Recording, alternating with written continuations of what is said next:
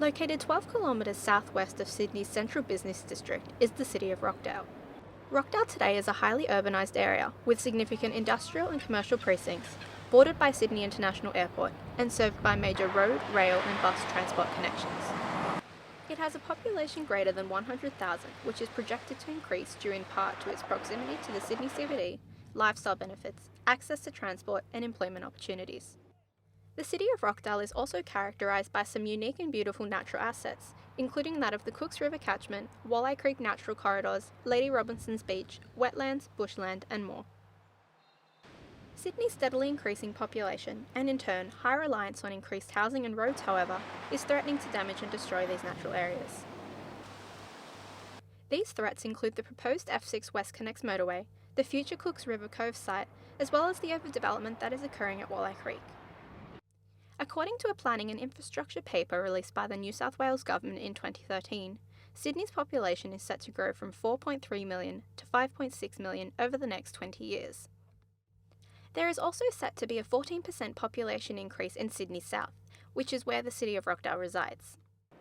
The number of private dwellings has also continued to grow, with a 4.6% increase in the south between 2006 and 2011. While the natural and urban environment can coexist, this can only occur if care and proper management is given to these natural areas. One individual who has a deep love and appreciation for the environment is John Butcher, president of the Cooks River Valley Association. Another thing, like we say, we're Cooks River people. I think the basic thing is, I think we human beings need to see ourselves as part of the natural world and relate to it. In the past, and the river's an example of it, the Indigenous people lived in harmony with the river, but since sort of colonisation and invasion here, the river was just abused and trashed. There was the floodplains were filled in, the wetlands were filled in, they were seen as smelly and unhelpful. The river was just used as somewhere where all the drains would lead so the rubbish would be carted away. So we weren't seeing ourselves as part of the environment, we were just seeing something that used the environment to kind of service our needs. Now I think for the future of the planet and the future of human beings, we need to see ourselves as being part of our local ecology, part of nature. So that's why we call ourselves Cooks River people.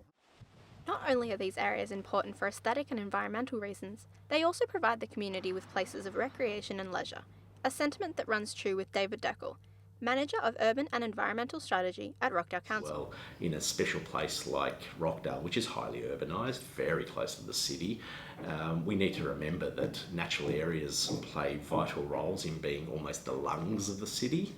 That's a really important thing to remember. They're places of, rest and solace and recreation and all those sorts of things. And so a lot of that matters to people. You can see their enjoyment in these special areas. These areas also play a vital role with regards to Rockdale's cultural identity. I guess for people who have lived and visited the suburbs of Rockdale for a really long time, they really can connect with bushland places like the Bardwell Valley, because there's trails through there, Walleye Creek, or the wetlands, because they enjoy what they see for its own sake. They have a connection to its history, to its development, to the development around it. However, I guess for newer arrivals, and I say newer, probably in the past 50 years, the Australian landscape may be less inviting and foreign to their historic notions of cultural identity. But there's one thing for certain, you go to the foreshore and to Lady Robinson's Beach, and no one there doesn't love it. They go there, they flock there, and it's a challenge for council to make sure it's managed in a sustainable way and it's used in a sustainable way. Meeting places is really, really important, and the Uncovering the Migration History project and the publication has lots and lots of stories from people and how they've connected to the different natural areas that Rockdale is lucky enough to have sustained. It is obvious that urban overdevelopment has had a considerable impact on Rockdale's natural assets. UNSW planning and law student Emma Thompson believes that in some cases the benefits of a potential development can outweigh the environmental damage, and that any damage caused can then be managed and fixed in the aftermath. I think it's a good development in the sense that it will help ease congestion along some of the major roads in the area. As for the environmental side, it may have a negative impact during the construction and can have some negative impacts while it is being used and maintained. But before the development is approved and construction is commenced, it'll then, the management strategies will kind of try and best look after the environment at the same time as providing infrastructure for people to use. She also believes, however, that the environment is now a high consideration when it comes to development, and that we as a society have learnt from our past mistakes. The city of Rockdale is home to a number of unique and beautiful natural assets.